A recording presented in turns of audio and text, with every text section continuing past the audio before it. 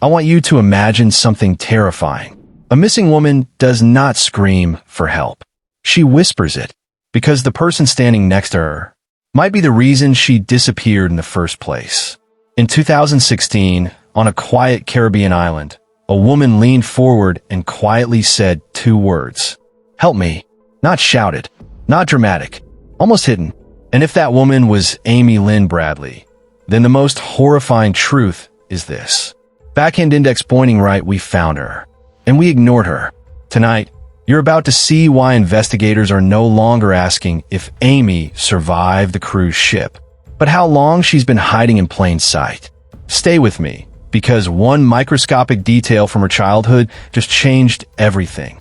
For decades, Amy Bradley was frozen in time, 23 years old, smiling, vanished from a cruise ship in 1998. But in 2025, that version of Amy no longer exists. A Dutch forensic team rebuilt her face, not artistically, but scientifically. Bone structure, facial landmarks, age-specific muscle decay. They didn't guess. They calculated. Then something chilling happened. That new 51-year-old reconstruction was placed side by side with a 2016 eyewitness sketch that had been ignored for nearly a decade. The match wasn't emotional. It was mathematical.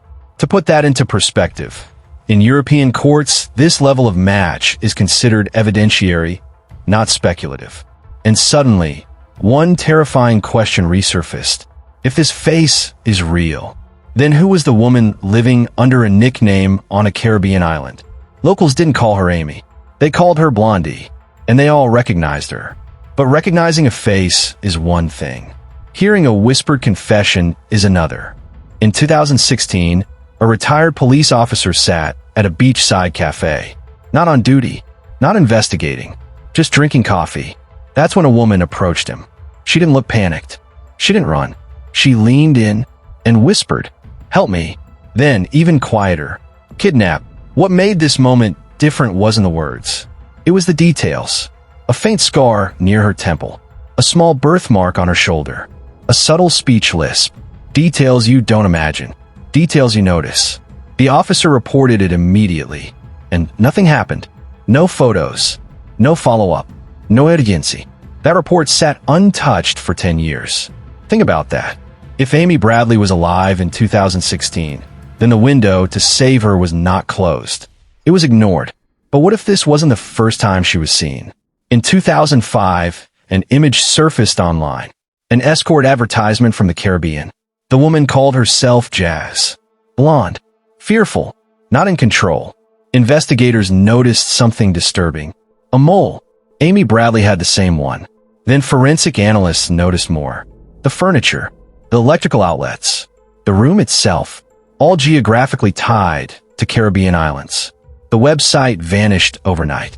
The trail went cold. Or so they thought. Because in 2024, an FBI supervisor reopened that file with better technology, better enhancement, and suddenly those old images aligned with a new age-progressed face.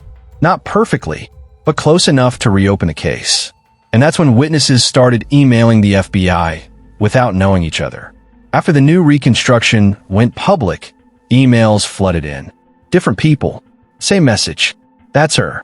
That's Blondie. We've seen this woman. Independent confirmations. Same island. Same face. This is no longer rumor. This is a pattern.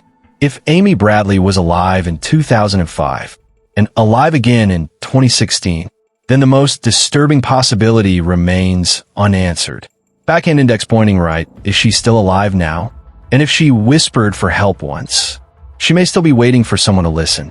Amy Bradley does not need another documentary. She needs visibility. If this face matters, if this story matters, then don't scroll. One share, one comment, one voice louder than silence. Because sometimes the difference between vanishing and surviving is whether someone believed the whisper.